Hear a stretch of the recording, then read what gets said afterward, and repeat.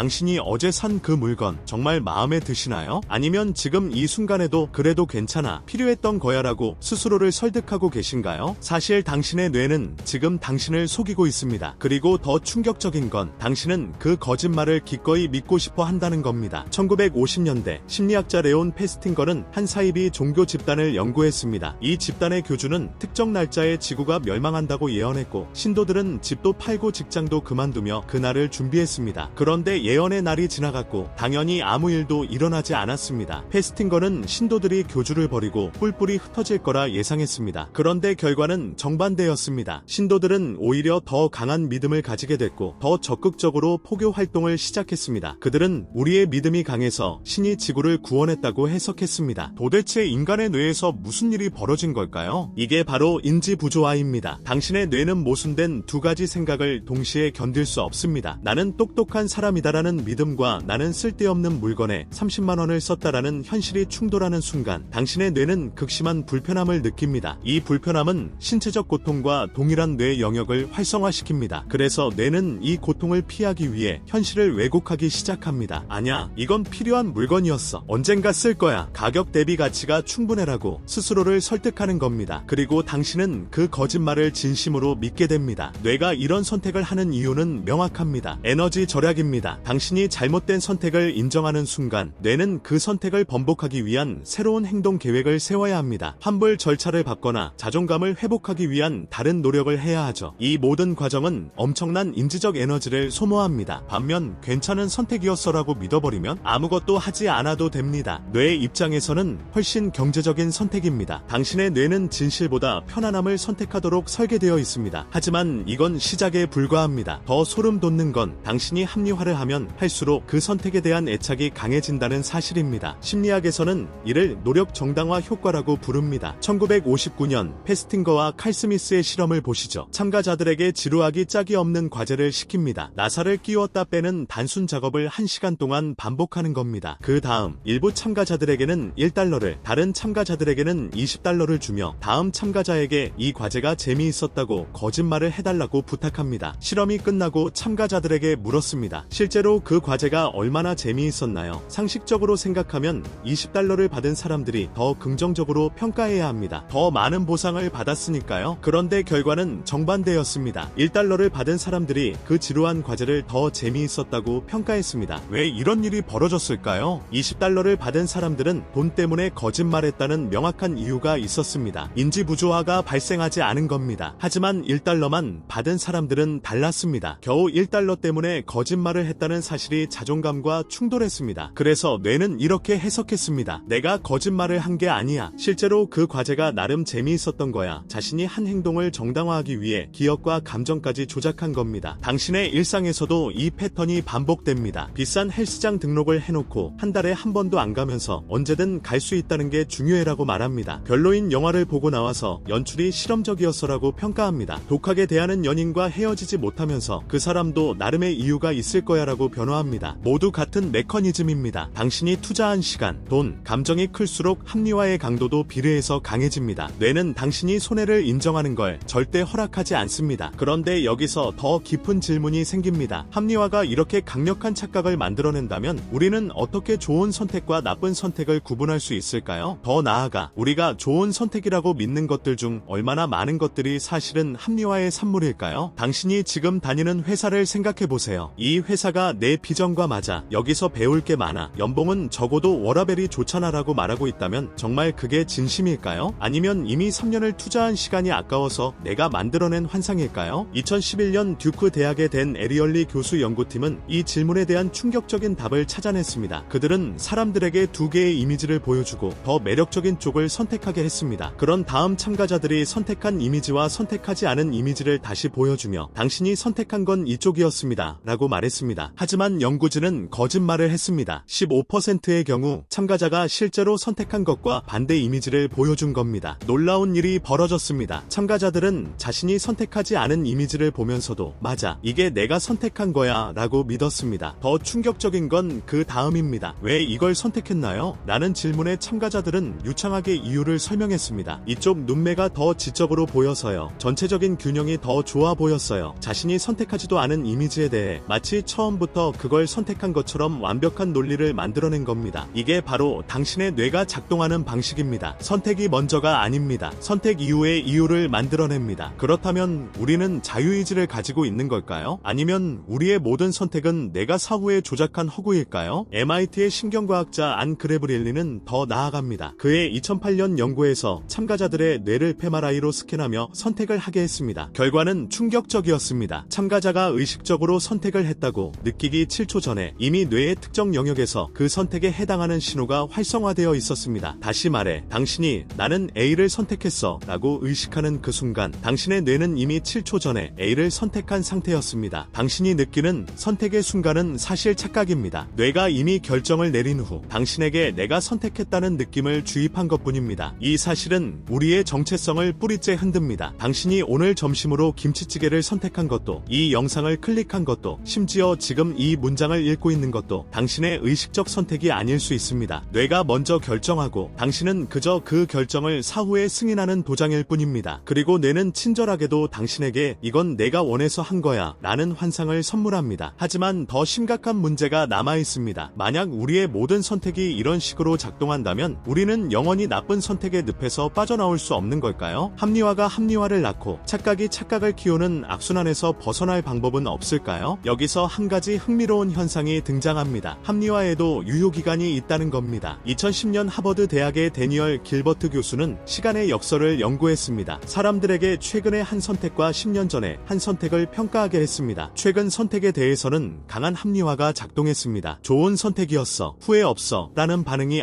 압도적이었습니다. 하지만 10년 전 선택에 대해서는 달랐습니다. 그때는 왜 그랬을까? 다시 하면 절대 안 그럴 거야 라며 객관적으로 평가했습니다. 왜 이런 차이가 생길까요? 답은 정체성의 변화에 있습니다. 최근의 선택을 부정하는 건 지금의 나를 부정하는 겁니다. 뇌는 이를 견딜 수 없습니다. 하지만 10년 전의 선택은 다릅니다. 그건 과거의 내가 한 거야, 지금의 나는 달라라고 말할 수 있습니다. 과거의 자아를 희생양으로 삼아서 현재의 자존감을 지키는 겁니다. 길버트는 이를 시간적 거리 두기라고 불렀습니다. 우리는 시간이 지나야만 자신의 선택을 객관적으로 볼 수 있습니다. 그렇다면 시간이 지나기 전에 지금 당장 합리화에 더뎌서 벗어날 방법은 없을까요? 있습니다. 그리고 그 방법은 놀랍게도 합리화를 더 강하게 만드는 바로 그 메커니즘을 역이용하는 겁니다. 스탠포드 대학의 캐롤 드웩 교수는 자아 분리 기법을 제안합니다. 당신이 한 선택을 평가할 때 3인칭 시점을 사용하는 겁니다. 내가 왜 이 선택을 했을까?가 아니라 철수는 왜 이 선택을 했을까? 라고 질문하는 겁니다. 단순히 시점만 바꿨을 뿐인데 뇌는 완전히 다른 방식으로 작동합니다. 나의 선택을 평가할 때는 자존감이 개입되지만 철수의 선택을 평가할 때는 객관적 분석이 가능해집니다. 2014년 연구에서 이 기법을 사용한 그룹은 자신의 잘못된 선택을 인정하는 비율이 73% 더 높았습니다. 하지만 여기에는 대가가 따릅니다. 자신의 잘못된 선택을 인정하는 순간 뇌는 극심한 불편함을 느낍니다. 이 불편함은 단순한 심리적 고통이 아닙니다. 실제로 뇌의 전방대상 피질이 활성화되며 신체적 통증과 유사한 신경 신호가 발생합니다. 당신이야, 내가 잘못했구나 라고 인정하는 순간 뇌는 마치 손가락을 베인 것처럼 반응합니다. 그래서 대부분의 사람들은 이 고통을 견디지 못하고 다시 합리화로 도망칩니다. 그런데 여기서 반전이 있습니다. 이 고통을 견뎌낸 사람들에게는 놀라운 일이 벌어집니다. 뇌의 보상 시스템이 활성화되는 겁니다. 2016년 예일 대학의 연구에서 참가자들에게 자신의 잘못된 선택을 인정하게 한 후 뇌를 스캔했습니다. 초기 5분 동안은